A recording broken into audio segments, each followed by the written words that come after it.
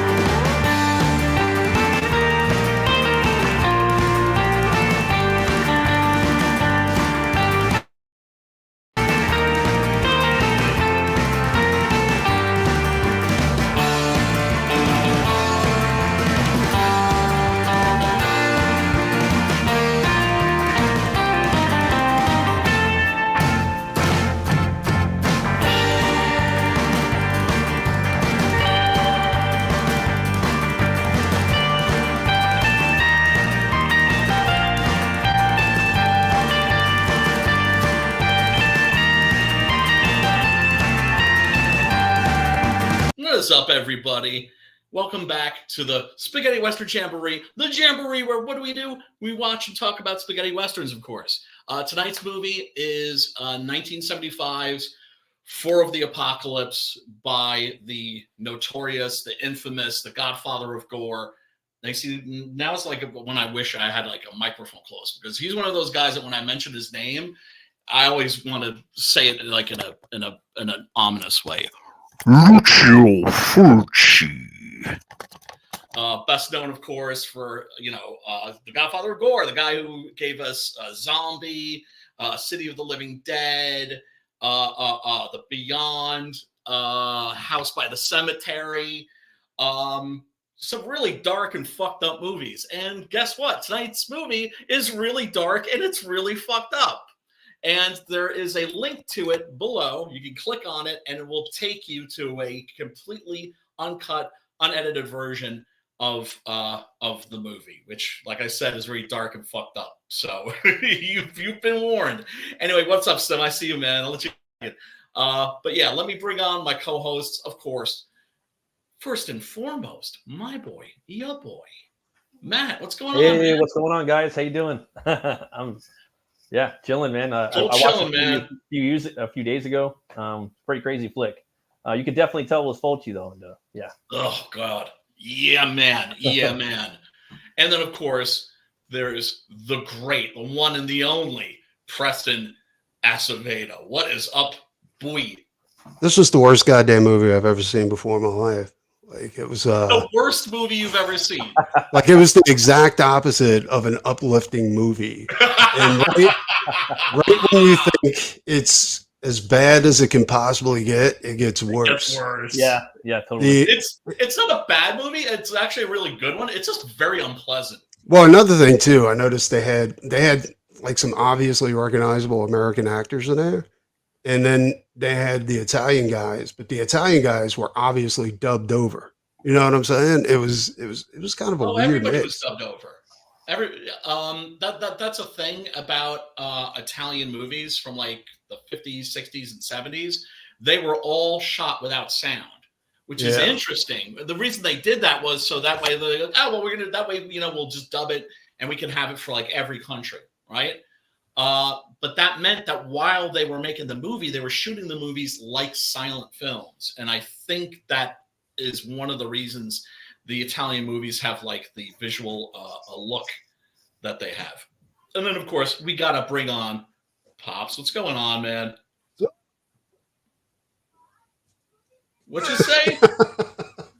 What you say? Didn't quite catch that. See, I muted you before, but now you muted yourself, son. Weird. There you go. Weird, because didn't say I was muted. Anyway, what's up? What's going on, man? Look, I thought this movie was hilarious. I will put it in my Comedy Western Hall of Fame over there with all the Terrence Hill movies. That's fucked up. I thought it was hilarious. What can I do? Oh, man. But I made a comment in your chat. Obviously, I want to go ahead and say it again. There's nobody in the Old West named Stubby that's got all 10 of their fingers. Exactly. Yeah, exactly. That was a weird name for this dude, right? Maybe they gave him that name because he had all of his fingers. Maybe it's because he had like a really tiny penis. Tall guy, that could be. I think it's because he had a tiny penis. They call him. Fabio Testi, man, come on. You know he was packing a rattlesnake. And then, of course, we have the immensely talented, the always awesome Simon Sim Poitier. What is going on? Actually eating spaghetti. Oh, nice. Spaghetti Western. Yeah. How apropos. and I have to say, a slight resemblance between our boy Sim and Michael J. Pollard. slight resemblance. Oh man, there are stories from the making of this movie that are pretty interesting. I have hold on a sec. Why did I not have this ready beforehand? Very interesting characters in this show. There were some very interesting characters in this movie. You had Chaco. You had what was the crazy dude, Joe?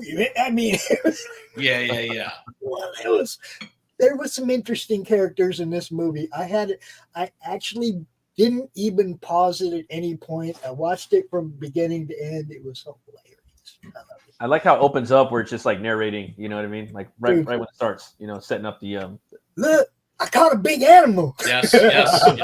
Opens in Utah Salt Flats. Like I called all of it as I was watching. Once it went down that road, I was like, "Nah, this is going to get really, really more fucked up, right?" And when he came like inside with that big clump of meat, I was like, "Nah, you cut that out of that, dude." I was like, "That's cool." And I knew your boy was going down somebody's gullet. Well, I knew your boy when he started handing out peyote. I'm like, he's gonna have his way with that chick. I was like, yeah, I knew it. I was like, nah, this is gonna be the worst fucking thing ever. Yeah. Brutal. For the Apocalypse is it's a cool ass name, but it's very deceiving. Well, that's the thing. It's like it's so appropriate for this stream because of course, we've kind of like switched between every other week we do a horror movie, then we do a spaghetti western, and this is not a horror movie. I wouldn't put this in the same category as other horror spaghettis, like And God Said to Cain, which we did, or Django Kill, If You Live, Shoot, or The Stranger's Gun Down. This is the type of movie you watch. Those are actual horror movies. This is the type of movie that you watch when you're undecided about committing suicide. And you watch just to push you right over the edge. Now I will say that dude with the guns in the front, dude, is like that would be the coolest comic book character. You know what I'm saying? With the bandana and it's red teardrops coming down. I was like, nah, that's well, they're not teardrops. I know what they were, but it looked cool. They're I was crosses. Yeah. They're crosses, was? Okay. Yeah. Let me hold on a sec. Let me get to poster right there. What's up, Oliver? Yeah, there's a poster. Yeah, what up, Ollie? I got me an avatar Blu-ray. I got me an avatar just for this show now, Brian. Oh hell yeah! There you go. I can't see it. There's a new sheriff in town. Well, there's a new sheriff in town, and he's like, slowly torturing skinning fucking sheriffs alive. And one sheriff just eating like beans and like biscuits and shit while the whole town's getting all fucked up, Yeah. That of course is a really memorable scene, but yeah. Chaco is basically like the Antichrist in this. He's one of the most memorable villains in spaghetti Western history. And that is in large part due to the actor that plays him, Thomas Million. Thomas Million was originally of Cuban extraction, right? I think he was born in Cuba, moved to New York, I think with his family. I think probably like around the time there was like, the revolution and shit. I think his family was one of the families that got the hell out of there, and studied in New York at the prestigious acting academy with Stella Adler and those people, and really couldn't get a foothold, couldn't get any work in America, moved to Italy and became a superstar, alternately playing heroes and villains.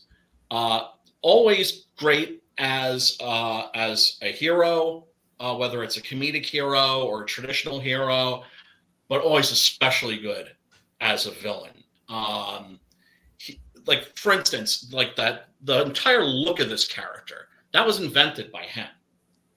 The crosses under the eyes, he says that was kind of inspired by the swastika on Charles Manson's head.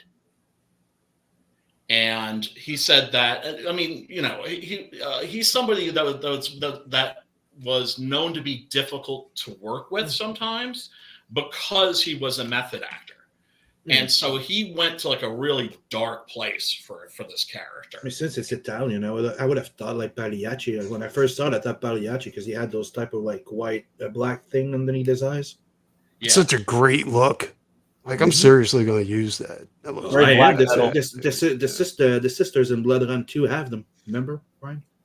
Yeah, my crow script, the medieval one, the crow stained glass. I was gonna appropriate that look because it's such a genius, cool freaking look. Oh, it is. It's badass, dude. Yeah, for sure. And he was also one of those people who took the role so seriously that he was very often when you have actors together, everybody wants to get along. And so you have the guy that's playing the villain, you have the guy who's playing the hero, and they buddy up and hey, let's have a laugh and everything, and then we'll go do our thing. And he was not about that. Not all. When you're a method actor. When we're talking method, yes. Like, so did he actually have his way with the other actress, or was he? No, not to that extent. Not method to that extent. but I mean, you guys all know what method acting is, right? It's pretty famous or infamous. Right. Laurence Olivier very famously was just dismissive of it because he's like Jean-Luc Picard was a method actor because my buddy was on the set and he wouldn't break character as Xavier on the Wolverine set. Like, interesting. Charles, crazy. I mean, I know he comes from a Shakespearean background, and those guys are basically trained to turn it on and off, right? So you step into character, you step out of character. There was Jim Carrey on Men on the Moon that we heard a lot of stories about that one. Oh yeah, Jim Carrey. He had that big public display where he had a fight with. Do you remember that? Like they were doing a press conference. Jerry Lawler, yeah. Also, Val Kilmer. Oh, did he recreate the Jerry Lawler thing? Yeah, he did. Yeah, really? That's awesome. Crazy.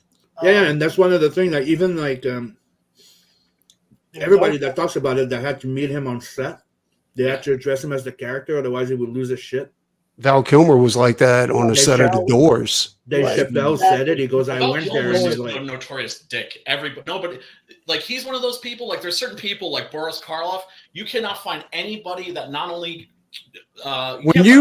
When you watch Val Kilmer's documentary, you can't find coolest guy ever. When you watch Val Kilmer's was like- documentary, it's obvious that he's one of those actors that loves to smell his own farts, you know, Oh my because God. he graduated from Juilliard, you know what I'm saying? And he was Notorious like, Dick.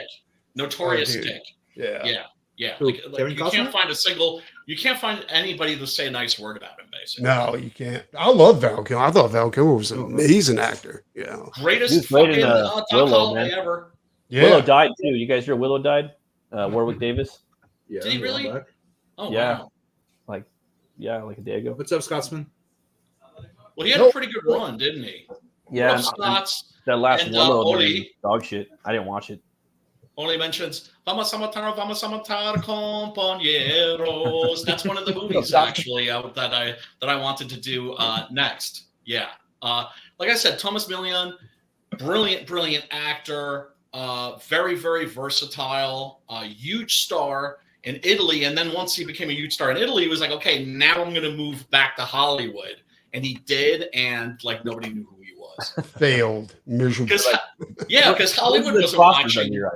They weren't watching Italian movies. So did he go back to Italy when he failed in America? Or? I don't think so. Because I think by that time the Italian movie industry had already died at that point. And if it hadn't died, it was on its way out. And like today, for instance, there is no Italian movie industry. It's only television. But I mean, that's what happens. You look at Japan as another country that had a movie industry that died. There are a lot of countries that had movie industries that just dried up because people preferred to watch, big glossy Hollywood movies instead of local product. And then Americans, of course, only want to watch American movies. So, it just dried up. But thank God they made like 1 million of these movies, right? And with the horror, they made 1 million of those. Made 1 million of these spaghettis. This came out in 1975, so this is also what's known as one of the Twilight spaghettis. The Twilight spaghettis would include this, California with Giuliano Gemma, and Keoma with Franco Nero. That one's Woody pretty dope. Strode. Just a quick question about that. Did you guys see the Ballad of Buster Scruggs? Yeah, that movie was dope. Oh, Brian. So good. It's on my list. I don't have an excuse for not having seen it. You're going to see that there's one of the characters in there that's definitely Lucky Luke.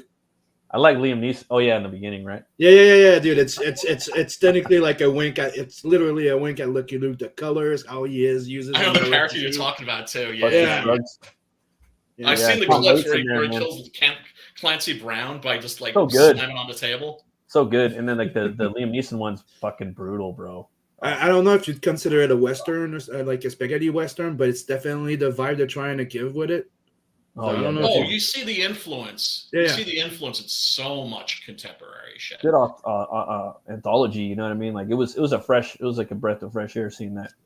Yeah, no, I've been wanting to see it. It's just one of those movies that's in that pile of like I have no good excuse for not. But it's an anthology, dude. You're gonna love it. Yeah, it's a big comic book, dude. I know. Big comic book movie.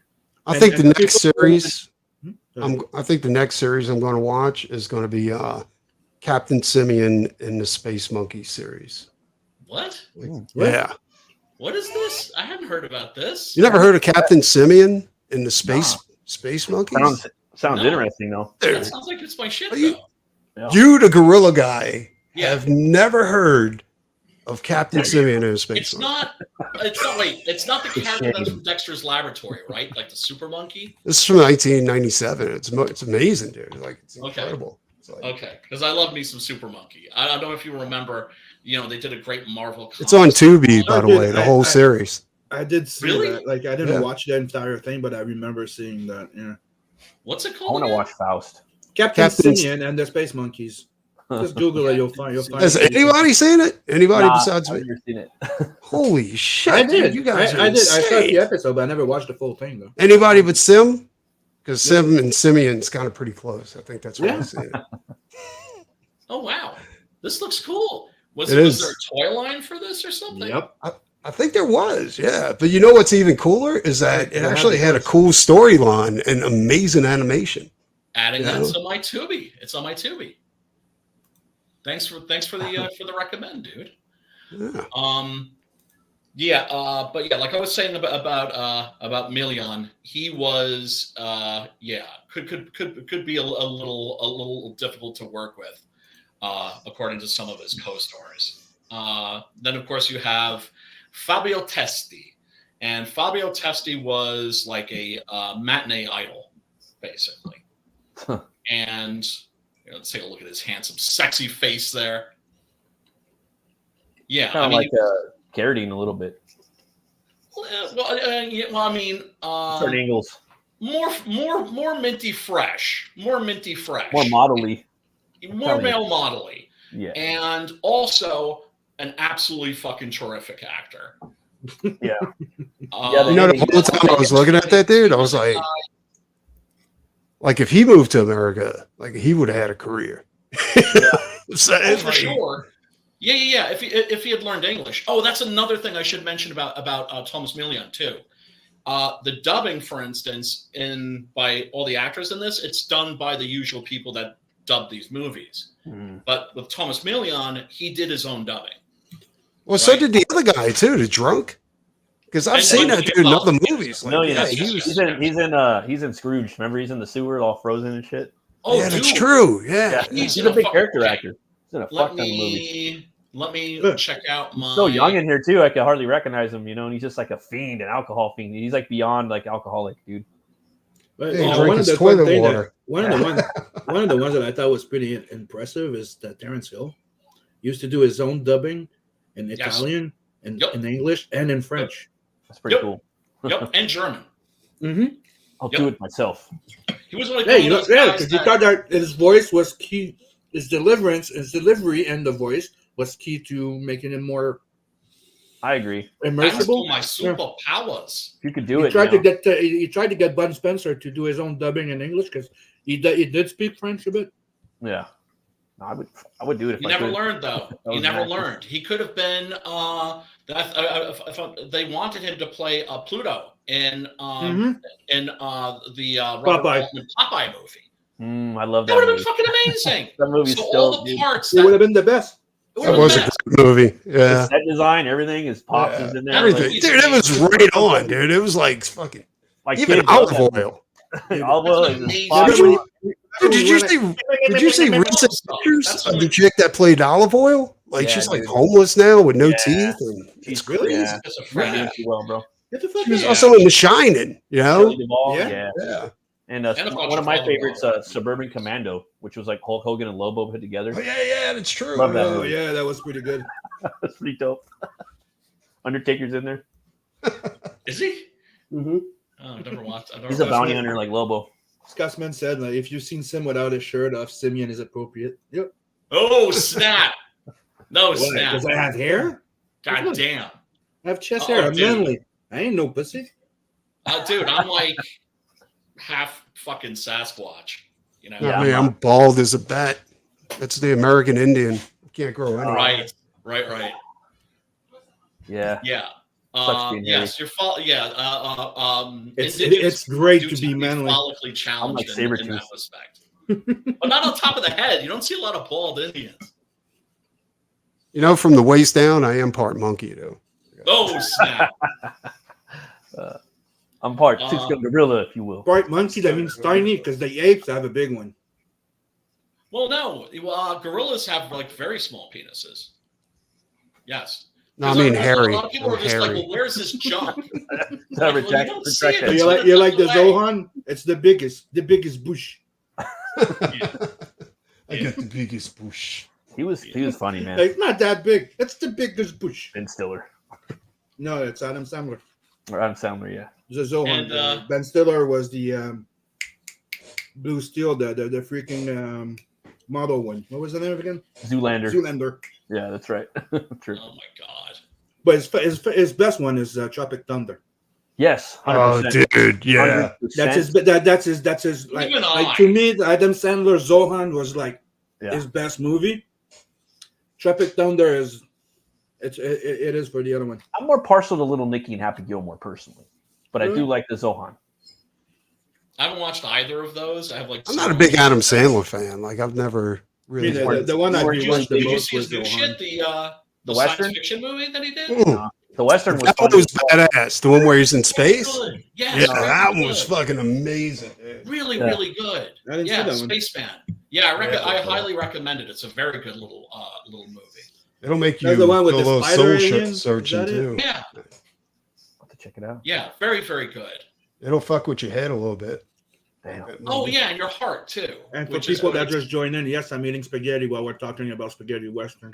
I had spaghetti a couple nights ago. We do spaghetti around here like a couple times a month. I'm the Fucking spaghetti love king. spaghetti. When my wife was pregnant with my son, I made spaghetti like 40 times. My She favorite. like- That's not how you make them Italian, though. You know that, Matt, right? That's you can feed them all the spaghetti you want. He turned out to be Italian. Just the Sicilian part of him. Well, if he did, you might want to ask your wife if you quit. Oh, snap. Oh shit! Oh my god! Hey, Papa! Hey, honey. Yeah, he always yells at me like this. No, He's like, "Hey, Daddy." Let's take a quick look at the trailer for Lucio Fulci's 4 of the Apocalypse. Make up your mind. Oh yeah, this song, man. That's Dude, what- this songs were like hippie as fuck in there. yeah. I thought there were gonna be like the 4 horsemen in here. You know, that's what I was expecting. I know, me too. Like I was expecting Yes. something cool, and I'm like, 4 "What?" horsemen, baby, a western. Fulci, sign me up. And this is a thing about the Twilight Spaghettis too, is they have these soundtracks where you've got like these hippies that are narrating the action as it happens, right? Mm-hmm. So like, you know, there's a scene in Keoma where Keoma has been captured by the bad guys, and this pregnant woman that he rescued goes to rescue him. And you hear like this the hippie chick that sings on the soundtrack going, "Go now, save Keoma." And you kind of get that here too, you know, where it's like it's haunting. directly referencing like what you're seeing on the screen or what's happening in the story. In my opinion, this spaghetti western was like somebody trying to make marinara sauce with ketchup. Oh, and one of the nicknames I heard for spaghetti westerns that I've always loved is peyote westerns, right? Because they're so wild and surreal very often, and they have this weird vibe. And in this, he feeds them peyote. He does. Yeah. Peyote-os. I knew exactly what was going to happen at that point, dude. Oh yeah. Yeah, I did too. For you, my friend. What? The lunatic who speaks to dead people. Dude, and that's another thing too. Like, I mean, you talk about committing to a role. He let the dude spit in his mouth. Oh, yeah. I was like, no way this is going to happen. No, I was like, that's disgusting. Yeah. Check this out. I'm sure there was a practical effect in there. Yeah, no, that's for real. And Thomas Millian actually. Yeah, that was no fucking practical effect, dude. That shit was. Oh god, it was nasty. In his mouth. These dudes were like serious. And Millions talks about shooting that scene and how awesome Pollard was. How he was just all like into it. All, He just took the whole load. you know? Yeah. He was so awesome. He took the whole load of my spit in his mouth. He loved it. He gave me a good chunk. He even went. He was like, more. Take 3. The female actress, not so much. She the green in it. She wouldn't let me, do my thing. I'm trying to find. Yeah, no, I downloaded like one of the things that's cool is that I can go on interwebs and find like the special features that are on the DVDs and the Blu-rays. This wasn't Blue Underground yet. This was Anchor Bay, right? Anchor Bay was the shit. Yeah, they were. In the early 2000s, they started putting out movies on DVD that had never even been on VHS, or if they had been on VHS in the United States, they were all chopped up and all fucked up and everything. And one of the first directors whose filmographies they put out on disc was Lucio Fulci. And Fulci almost overnight went from hack to genius. It's the strangest thing. I've never seen I've never seen a filmmaker's reputation change like that suddenly and like that abruptly. I don't think that's so strange though. There's plenty of people that's happened to, as long as they have like a lot of talent. You know what I'm saying? No, well, yeah, no, I know. That is true. Yeah, they get discovered by later generations. And Fulci, dude. Do you want me to spit it in your mouth, Clem? Huh? Yes, please, dude. Oh, that was he really fed my how do you say, Chaco's sadism. Right, because they're riffing off of each other, right? Yeah. So Pollard was going to that place, which helped him go even further into his character. He was like a little dog there. Little dog. And I had taken a sip of whiskey, and I knew instinctively that if I spit in his mouth, I poured out, he would want more. Take it. Ew, dog. And I did it.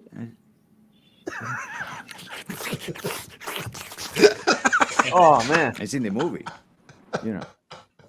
So that's something that happened out of the way he was as a person, as a character, his problems. He really went there. And me. I wonder how many takes they had to do. Probably not that many. Probably not that many. You know, that's the thing. These guys were fucking, you know, insane is what they were. Blasted out of their mind. Like you said, they were fucking, you know. Yeah, they were fucked up. They were on drugs stuck. Doing actual peyote. Yeah, they were. It was the 70s. I've always wanted to try peyote, but I've heard it makes you puke your guts out. Oh yeah, shit yourself. Yeah, that's not that too. Yeah, sometimes. Yeah, same thing with mushrooms. Whoa. Mushrooms, it's a coin toss to see if it's going to be shit or puke. Oh, you could. Yeah, and a million in this interview is just like he can't like say enough great things about Pollard's performance in this, but because he's so good, he's even better than I am. He took the load in the mouth, like you would not believe. Took it in the load in the mouth. He's so much hey better man, than me. let's take one for the team. But it's also fucking. Go ahead, Sim. I was gonna say he's a swallower, not a spitter. This is a gourmet spaghetti. He's a taker. He was always handled that way. That's the moment I knew. He even got there. He even has some more. I don't know why. He pulled out a toothbrush in the Wild West. Oh, there's that dude. Fabio. Look at this dude, man. He's like a fucking dilf. Or a G dilf. Oh, that's Stubby? Yeah. The Gambler. Stubby the Gambler. And I love, because the beginning to this is very Fulci-like, right? A lot of paint, where you've got Stubby, who's just arrived in town. When he gets off of the stagecoach, you see him take out, a lace handkerchief, just kind of dusting himself, right? This is a guy that's all about looking sharp. And, you can't help but think about that later on in the movie and the place that he ends up, right? Just completely fucking, left, tortured and left to die by this maniac. And then of course, he gets locked up with by Donald. That's Donald O'Brien. He's in a ton of spaghetti westerns. This guy. What was that? This guy's funny. He's just like eating his biscuits and beans and gravy. Just like everyone's getting like massacred out front. Yeah, no, he's a piece of shit. He's a piece of shit for sure, right? Yeah. Because what Stubby doesn't realize, he's arrived in town on the very night that the rest of the town is like, you know what? We're fucking cleaning house. Yeah. That is all the people, all the degenerates that have like ruined this town and made it a fucked up place. Yeah, we're gonna fuck them up. We're just gonna form a lynch mob, and they put on white hoods, interestingly enough, right, and go and just start fucking massacring people. And then these people are locked up. It gets locked up, of course, with Bunny, a pregnant prostitute, and with Bud, who sees dead people and has lengthy conversations with them. And then, of course, Michael J. Pollard. My favorite part is when that dude was dying. He was like, "No, go sleep with each other." Well, the one dude he had a funny voice, yeah. Well, he right? wants them to be happy, because of course he betrays them in like the worst way possible, but they forgive him, right? Because they understand how helpless he is. No, you had it right the first time. Both really. In the grips of his alcoholism. And he tries to make it right, but then of course he gets shot in the leg by Chaco for it. And so they're locked up, and it turns out the reason they're locked up is because they're like, okay, well, we're going to kill a bunch of motherfuckers, but we're not going to kill you, right? Like, you're scumbags, but you're not such scumbags that we're just going to fucking blow your brains out or fucking lynch you. And so it opens with this massacre. I love like how there's Donald O'Brien, the sheriff, chowing down while people are getting their fucking guts blasted out. Don't you love like how big the fucking the squibs are? Right. And just look at that. That's gigantic. That's awesome. 70s, 60s, 70s, and early 80s, man. They just everywhere was just thrown down like that, the squibs. For sure. But then it's Fulci, so it has to be like really exaggerated. Yeah. And then you've got Sergio Salvati, who is director of cinema, is director of photography, the cinematographer, who always gave his movies this very lush look, right? A lot of soft lighting and that sort of a thing. Kind of warm. That's why Fulci's movies look so beautiful. Which of course just adds to the fucked upness. When you get to like, yeah, you're getting cozy, right? So cozy and warm looking, and then the evil. Yep. And Donald O'Brien, the sheriff, is just like, okay, now you motherfuckers get out of town. Oh, we make sure to rob Stubby first, though, right? He's like, oh yeah, you got some money on you, don't you? Yeah, I'll take that. And off they go. Moving on. Right? That song, man. Good luck trying to get that out of your fucking head. The worst fucking song ever, dude. They had no taste in music back then. Soundtrack to this movie was horrible. Well, not the whole soundtrack. It's just like the whole soundtrack was even had the Stubby song. Oh, look, it's not Ennio Morricone. But yeah, like you were saying again, a very hippie feel to it. Yes, and Keoma's like that too. No, as I was saying, go now, save Keoma. Watch out, your brothers are sneaking up on you. Like singing it, he's all doing that voice. That was the worst fucking movie. Don't trust that motherfucker. Get off of my Santa. Yeah, there we go with the big old squibs. And Fabio talking about the guy reminds me of Ray Stevenson, right? Yeah, a little. Pierce Brosnan too, maybe. Lui era un regista difficilissimo. He was an extremely difficult director. Yeah, the reason. Yeah, poor Lucio. Oh yeah, there he goes. Fulci, of course, was a very fucked up person. Yeah. Straight up misogynist. Everybody says so, right? Hated women. Also really hated pretty boys. Like Fabio Testi. hated him on sight because what had happened with Fulci, I know I told this story before, but if you hadn't heard it, no, his wife left him for like a pretty boy actor, right? The talent. And then the pretty boy actor, and she wanted to come back to Fulci. And Fulci come back to Fulci. So gave her the fucking finger. I'm coming back to and then Fulci. she went and she deleted herself. Damn, that's horrible. Oh, she knew she made a mistake. And one way to fix that. And and Fulci never forgave her for that. Like, it fucked him up for like the rest of his life. Oh yeah, there's no coming back from that. Plus, I mean, did he really want to get with somebody that was that spiteful? Go ahead and off herself just to.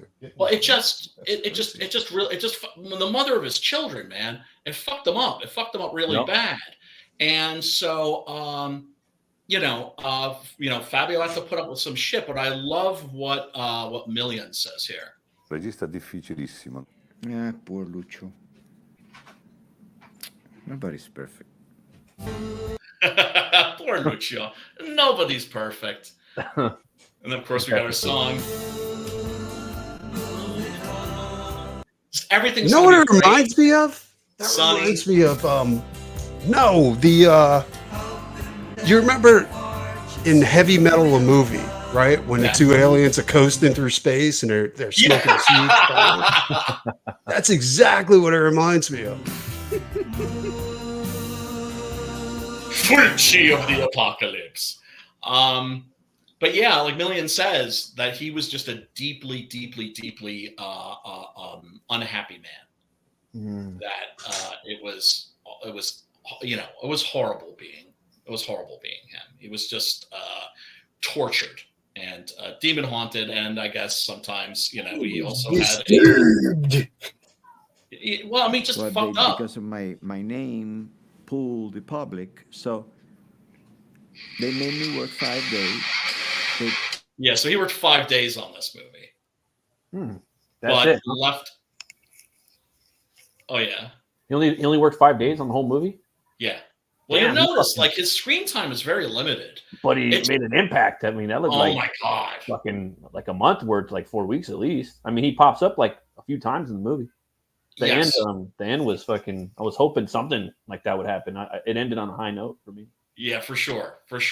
Kinda. Then it's like it's also sort of empty because it's like it doesn't fix anything. No, it doesn't. It doesn't make anything okay. But the thing is you say it ended on a high note.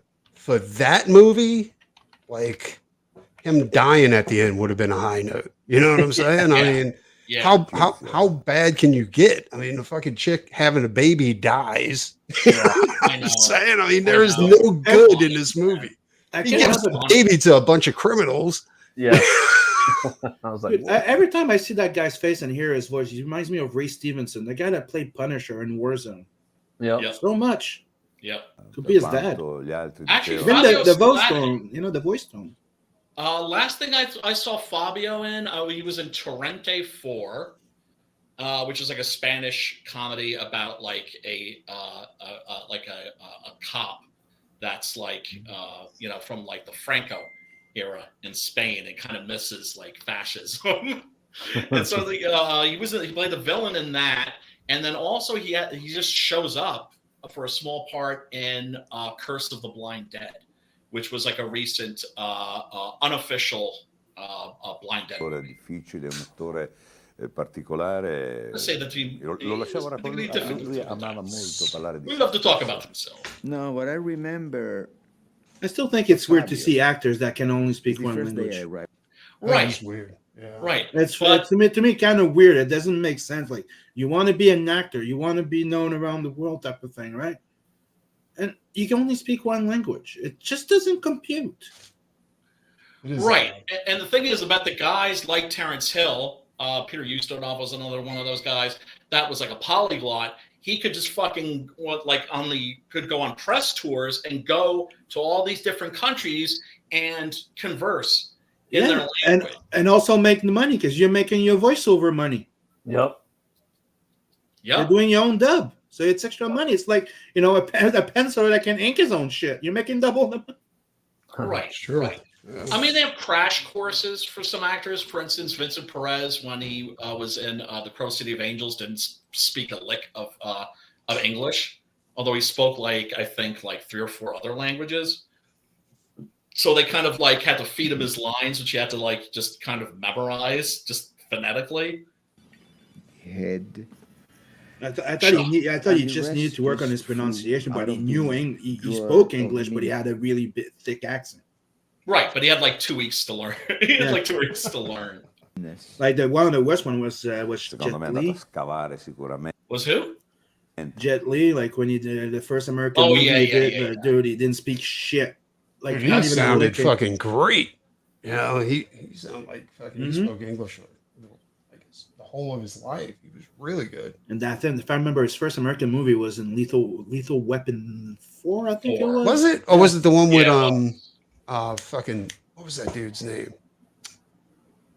God damn it, I can't remember his name. I'll remember his first huge role, I think, if I remember, was The One.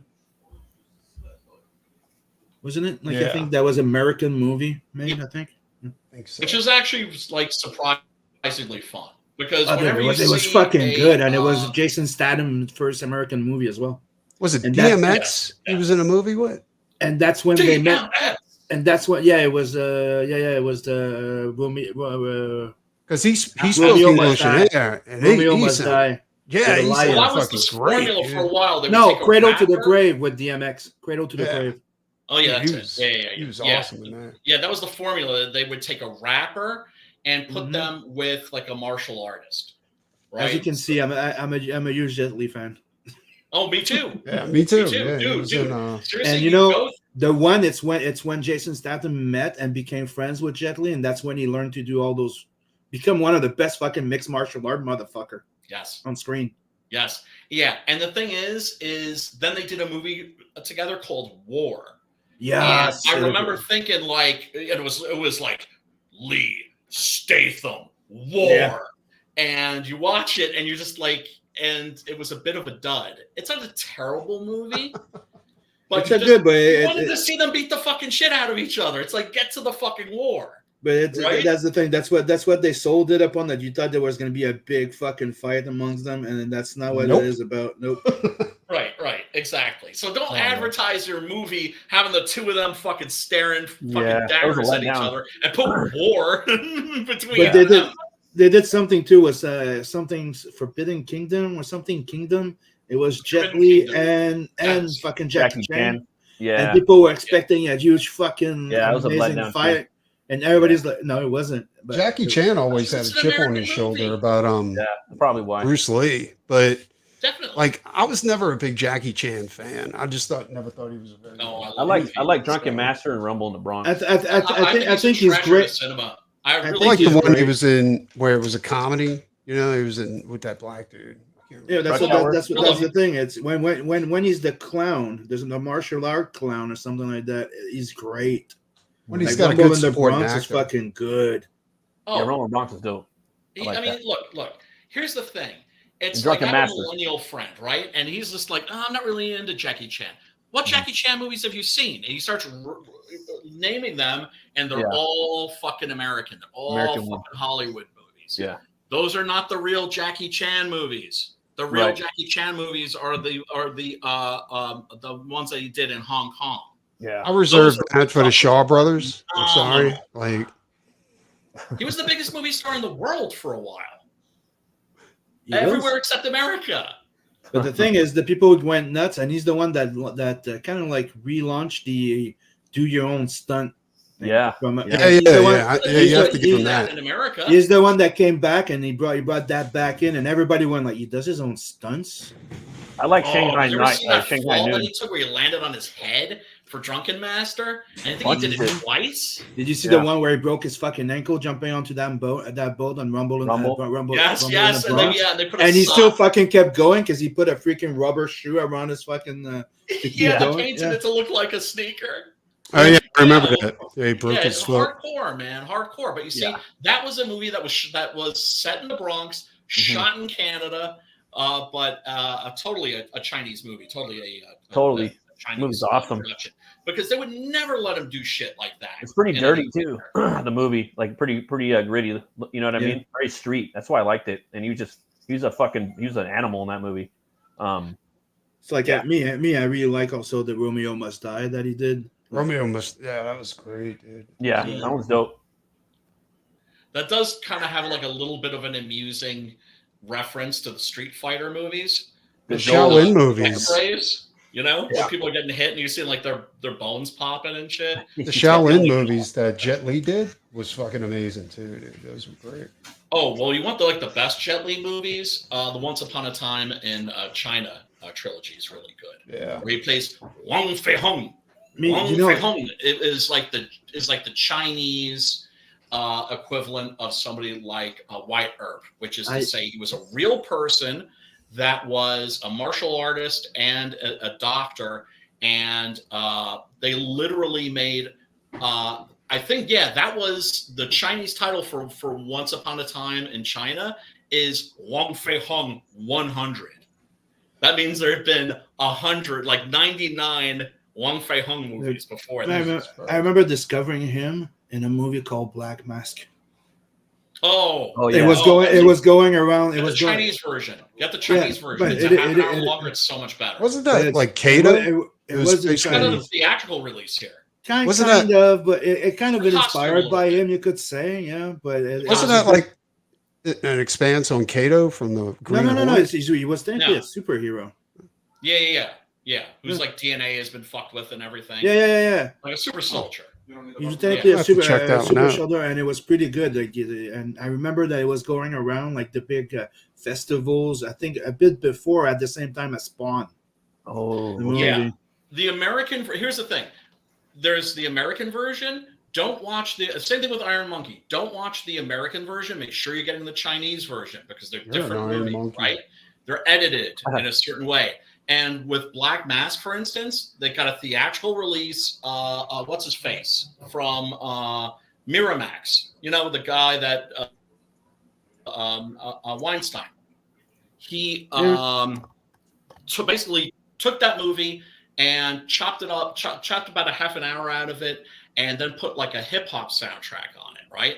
And so you've got this aerial shot in the movie. This is hilarious. I thought this made me laugh out loud. Anyway, you've got this aerial shot of the city, right, in Hong Kong, and you're hearing this hip hop beat, and you hear "Yeah, motherfucker," right? Like what? Yeah, motherfucker. Yeah. A little awkward. Not that those American versions aren't watchable; they are. But trust me, you want the real shit. As for Jackie Chan, everybody else was trying to imitate Bruce Lee after Bruce Lee died, and he decided he was going to be the opposite.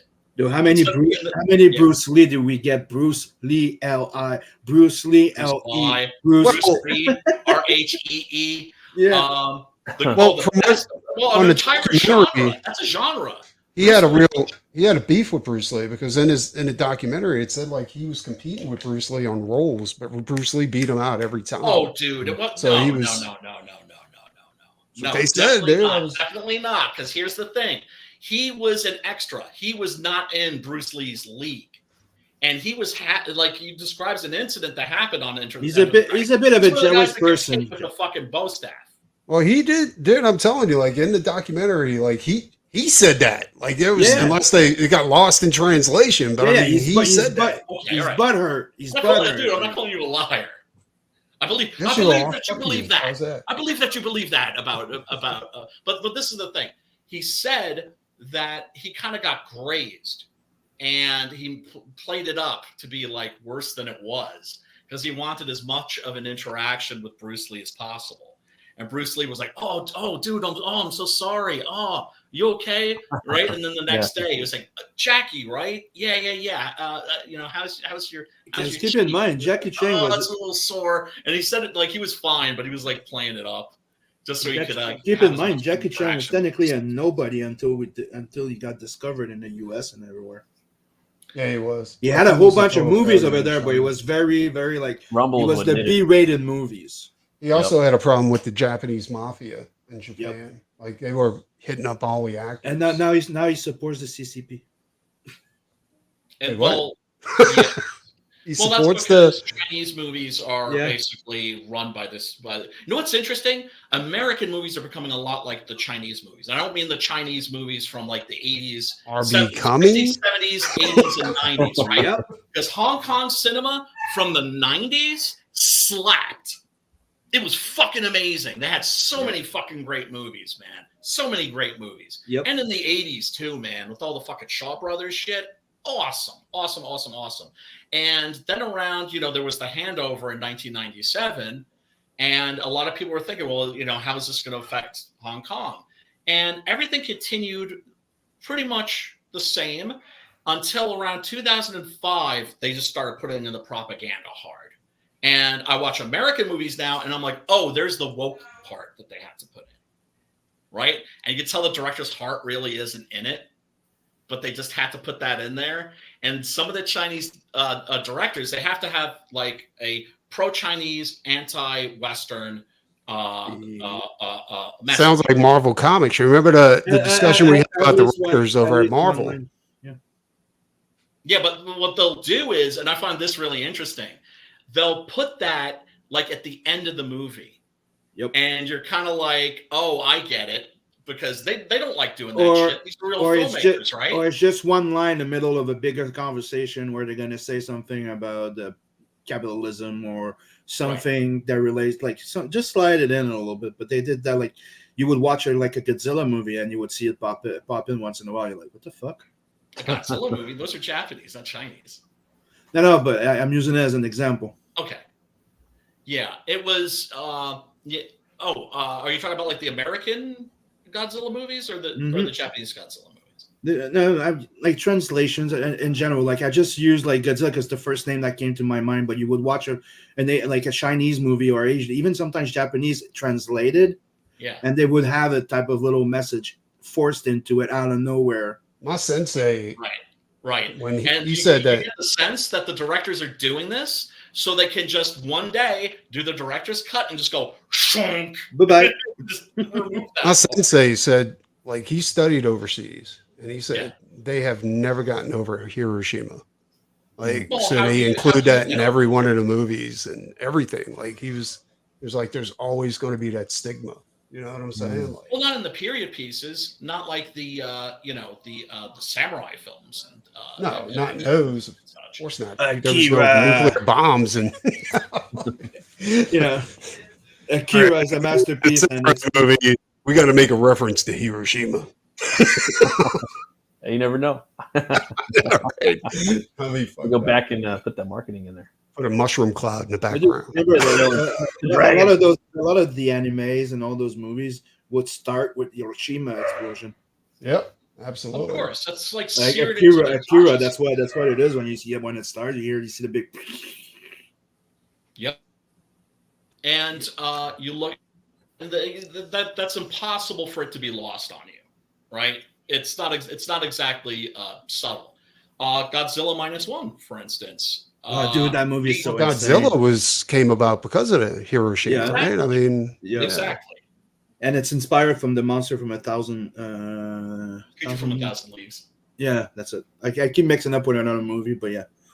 And that movie, dude, that's the fun part is see the American version of fucking Godzilla. It's not Godzilla. It's the monster from a Thousand Leagues. Yes. It's a remake of that fucking movie, scene by scene, almost. Yes. It's not Godzilla, but they called it Godzilla. Going, we're gonna do that movie that inspired Godzilla and call it Godzilla. How fucking dare you? Oh shit! But that's that scene of the boat, that scene of the fucking old man, the helicopter scene, like everything's from that movie. Yes. Well, that original movie that it's the Beast from 10,000 Leagues. There you go, the Beast from 10,000 Leagues. That's it, right? Because I sometimes get my Harryhausen movies mixed up. Yeah, the octopus, and there's the one with the giant lizard. Hold on, let me just do it. Right, and the one with the giant lizard is actually based on a Ray Bradbury story called The Lighthouse, which is about a lighthouse, that lets out this bellowing sound, and a dinosaur shows up because it thinks it's another dinosaur. Oh shit! That was a stop motion, wasn't it? Where the Yeah. dinosaur was gone. Yeah, I remember that. That was crazy. And then it gets pissed off because it's The Beast from 20,000 Fathoms. I love those movies, dude. Those movies are awesome. Awesome. I think it was The Beast from 20,000 Fathoms. That's the it. name. Yeah. I think. Is that the one with the octopus, or is that the one with the giant lizard? It's the giant lizard in black and white. That's it. Yeah, that's it. The Beast from 20,000 Fathoms in 1953. Yep. So if you just go watch it, like you could find it on the YouTube, and you'll see, dude, it's an exact remake of the Godzilla 1998. It's an exact remake. Like even that joke of the cameraman going, it's a part of the police officer scene. Yes. The cop just going, just fucking using fucking thing. Yeah, no, that's an awesome movie. But Godzilla has a totally different tone to it. Godzilla's a brooding movie. That's just like heavy. And he was created by the nuclear bomb, while the other one is a monster that got him frozen. Right. Exactly. It's like not the last dinosaur symbolic of like a national trauma. And then The Last Dinosaur was a great movie. And Hiroshima was a fucking disgusting.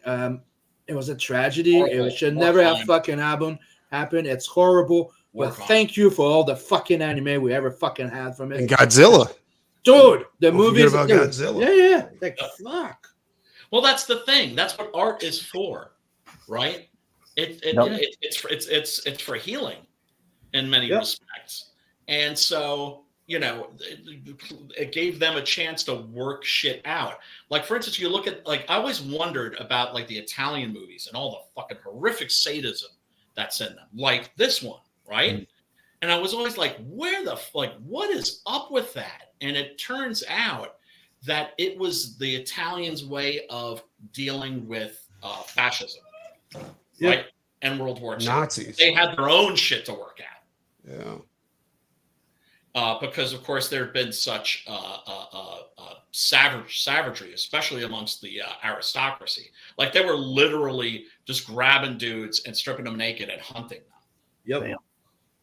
Like, bad shit. Really. Yeah, like that hard target shit thing, like the cannibal dinner or something. Like, there was another one. Oh, dude, that was an actual thing. It's fucking insane. Yes, completely. Yeah. Because I remember there was a little subchapter in one of my Bibles, which is Fantastic Films, an Illustrated Survey by the British critic Peter Nichols, and he goes into like Fulci's movies and Argento's, and he asks a question. The title of the subchapter is "Are the Italians Sadists?" Right? And I was just like, I was like, right, what is up with that? And it turns out it was their way of dealing with their history of fascism. As for the cannibal movies, I was like, especially like, what the fuck is wrong with the Italians? And it turns out they weren't making them for the Italians; they were making them for the Japanese. So it's like, what's up with the Japanese? The Japanese are fucked up in some of the shit they like. Yeah. Well, everybody's fucked up in some. No, not like the Japanese. The Japanese like some weird shit. They just say everyone did some very fucked up, crazy shit in their fucking past. Every nation, everywhere, they all did some fucking fucked up thing. If you think that your race or whatever, your nationality, your people never did horrible thing to their own and to others, you're fucking stupid. No, that's not what I'm talking about. I'm talking about their taste in entertainment. But that has to do with it. Yeah, it has to do with it, dude. Yeah, it does. Like in Europe, it was an actual thing. The cannibal dinner, the hunting of people. Like, dude, it was insane. Yeah.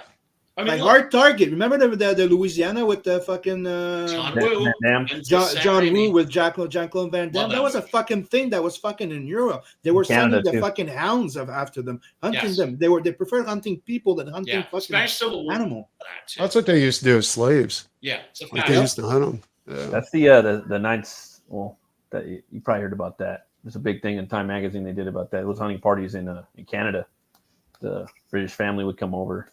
Yeah. And, there's a lot of kids that it's not still going on, by the way. Yeah. I don't think it's not still going on. I mean, you look at certain I just want to say, speaking of definitely hunted human beings. Speaking of cannibalism, that was Clem. Yeah. Yeah. You get snacked on. Or Fallout. You guys watch Fallout lately? Dude, yeah, Fallout is the shit. No spoilers. I've only seen the first episode. No spoilers. It's brilliant. It's really, really, really good. It's such a pleasant surprise. Let's hope that they don't ruin it with season 2 the way that they did with Westworld. Well, season 2 is where they fucked it up. And I have a feeling that they're not going to fuck it up because they got screwed. Well, Jonathan Nolan's like his other show he did, Chris brother, The Person of Interest. That show was pretty solid. I'm probably gonna check it out. On there too, and he got his head cut off. I'm probably gonna check it out, but according to what I'm seeing, it's the people that weren't fans of fucking Fallout, like the fake fans, like it a lot. Mm-hmm. Hardcore fans didn't like it because they changed a whole bunch of shit. Like I never played Fallout. I have no company name or stuff like that. They changed a whole bunch of stuff. Yeah. Since the I don't know anything about Fallout, the video game. It's a fucking video game. It's not Moby Dick. It's not Moby Dick. It's not Shakespeare. It's a fucking video game, right? I'm not saying video games aren't art, but really, you're looking for people are looking for like a literal adaptation of the video game. Then play the fucking video game. I played the video game. I love the way that they recreated that world from the video game. The visuals are perfect. They did it. They made it. The vaults look like the vaults in the game. Everything. And they can totally do a BioShock movie. It is. So they're doing a fucking BioShock series. That's cool. Really? Dude, that'd be fucking sweet. Son. The visuals on Fallout are solid. That's it. There's only 2 episodes, man, and seeing Michael Rappaport getting ripped apart by a mutated bear. I'm a big Borderland fucking fan. I saw the trailer of the movie. Everything looks on point, like decor, everything. The movie looks like shit. Yeah. Right. The characters, the main characters are not there. It's a fucking like girl team, like old girl team. It's like Borderlands. Yeah. I don't know if I've seen that. It's not out yet, dude. It's the golden age girls. fucking woman in lead of the fucking thing with the like. You don't have Brick. You don't even have Mordecai. You don't have the fucking main character. Like, no. It's. I will say Fallout did a pretty good job, though, man, of showing the apocalypse, like the whole wasteland. Like the visuals in the show look pretty cool, man. I don't know nothing about the games, never played them, but so I've only seen 2 episodes, and I like it. I like the ghoul. It's very diesel punk, you know. I'm probably gonna wait a little. I'm gonna wait a little bit so I can go with a fresh mind and no expectation. And I think he finally got his role, you know, Walt Giggins or Goggins or whatever. He finally got his lead. You know what I mean? I was like, cool. That's the cowboy. Yeah, they nailed the visuals. Did you ever see the series he was in before that called, way before, like way back? No, was it Heat or was it the Shield? The Shield? That's what it was. I never saw him in the Shield. I seen him in Sons of Anarchy where he played a trainer. Shield. He was talking about the guy with no nose and Fallout. He was a piece of shit cop in the Shield. They were all pieces of shit cops. And he was in House of 1,000 Corpses. That was the first thing. I think it was the Shield also. Yeah, but that's the guy you're talking about. The guy that has no nose. Yeah, the cowboy. Yeah, dude, man, he was fucking great in Fat Man. Yeah, he's fantastic. He's a great actor. Yeah, fantastic. Really. And then the insurance commercials, Mayhem, like they were both in the Shield. Yeah. Oh yeah. There's a scene where he's just dumping on these fools in the town. I love the set design. And my lady, she's like, "Oh, that little Butch Cleaver right there." And they're like, You're talking about, "Oh shit!" I'm like, "Well, you ain't got no talking bones." About the Shield. You're talking about the old series. Was the guy that played the Thing, right?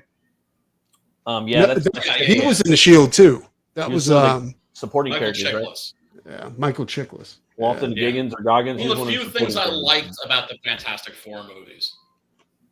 He put his heart into that. He was fucking insane. Like seriously, that Thing. Yeah. He was great. He went ahead and he fucking worked out. He wanted to look like the Thing and shit like that. He was the main draw for me. Like I enjoyed those movies from the time that they were. No, I mean, watched them not too long. Silver Surfer was pretty cool. Galactus. The only one I don't like. They did a good job on the Surfer, but they took him out immediately. The only one I don't like is get Dr. Doom right, for fuck's sake. That's my point. It's like they're afraid to do a proper Dr. Doom because they're like, oh, people are going to be like, oh, well, he's a Darth Vader ripoff. Yeah. I don't even think it's that. I think these directors they're like, oh, this is a complete, like, well-rounded series. Let me put my mark on it. So what are you trying to do, Pops? I absolutely believe that it's in this whole movie right there. This is my favorite scene in the whole movie. Well, the Bukaki one? The shade you see. What happened was the guy came back from the grave and he did something in his face. Everywhere. And in his mouth. Yes, let's take another look at the trailer. Lighters. Your lighters out. Wouldn't you love to trick like some smoking. SJWs or just some real pussies into watching this movie, convince them that it's like a nice family film? No, they probably like it, dude. It's nice, it's pure, it's wholesome. Brought to you by the Beatles. They were born. Little baby will be born, right? Like, you know. Broadcast with a single purpose: survival. Stubby Preston, professional card sharp. Clem, the drunk. Complete and utter Bunny, drunk. a cheap prostitute. That's fucked up. Not just a prostitute, the cheap. Really, dude? You had to fucking add insult to injury. By the way, one of the things about the Old West that people don't understand, there was no chicks. Very, very few. And your sex life, it was either with prostitutes or with your hand. Or Brokeback Mountain was a real thing. Yeah, Well, cowboys.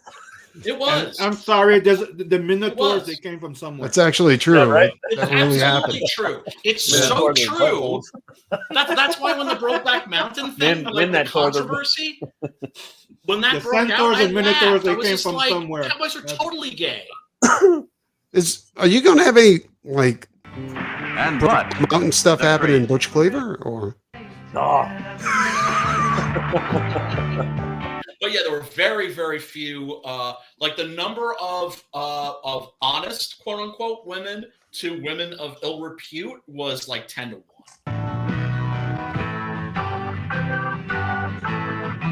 Yeah, they got those hoods.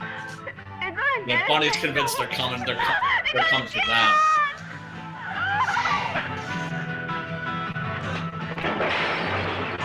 Just straight up fucking Jack and Lynching motherfuckers. Bounce, too. Flying through the air, John Woo style. Right. Didn't work out. Didn't work out though. He's no champion for that. It's okay with me. I don't even remember my own name. murder, rape, robbery, or all three of them? I'm a friend of all the dead people. I see them all the time. Man ass. Oh wait, I fucked that up. I was trying to hit the pause button. Man ass. Sometimes in the daytime. As they headed toward the west, spurred on by the promise of freedom, their trail crosses with that of another outcast, Chaco, professional killer. You see, It's just like another outcast? No, a fucking serial killer. That fucking dude is a seriously badass character. Awesome. And once again, that's due to Million. There's a reason why he put asses in seats. That's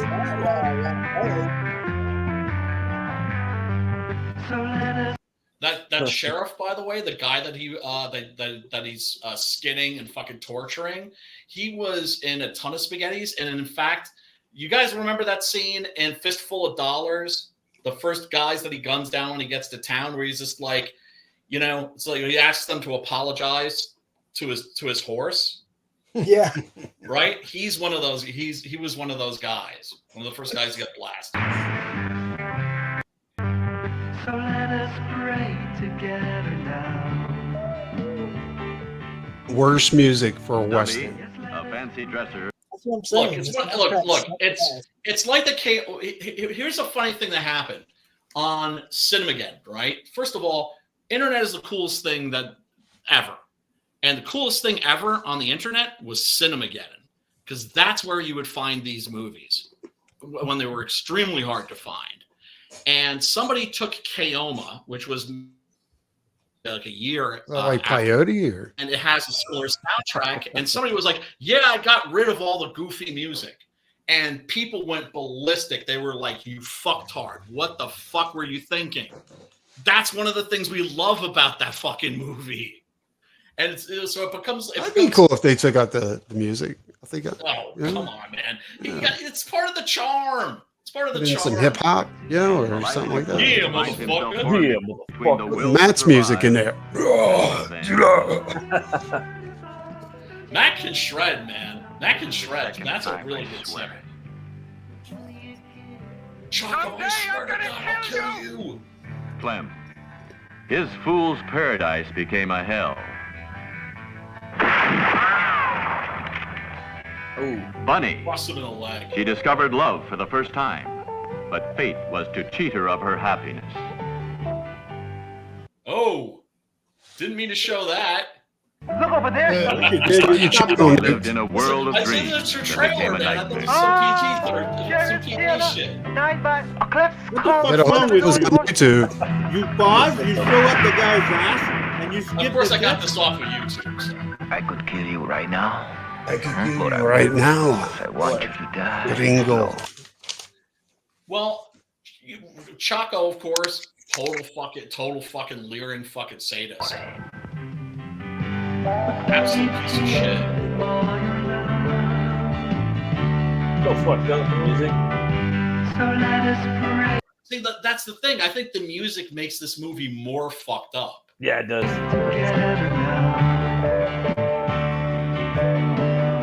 Very melancholy. I like that stuck in the middle with you. Remember Reservoir Dogs? What was that? Reservoir Dogs, when he's torturing the fucking cop and then it's listening to the fucking Stuck in the Middle with you. Yeah. Oh, yeah. It does that freaking moment. That's what the music does. Yeah. It feels happy, See, that's joy. taken from Django. Yeah. The ear scene, although in Django it's more brutal because then they fucking stuff it in his mouth. Yeah, he's dancing and shit. Mm-hmm. Oh, dude, I love that scene. Mr. Blonde was the shit. We don't talk about bitch. No, yeah. No, I'm just, look, like I said, Tarantino. My friend Christgau will say otherwise.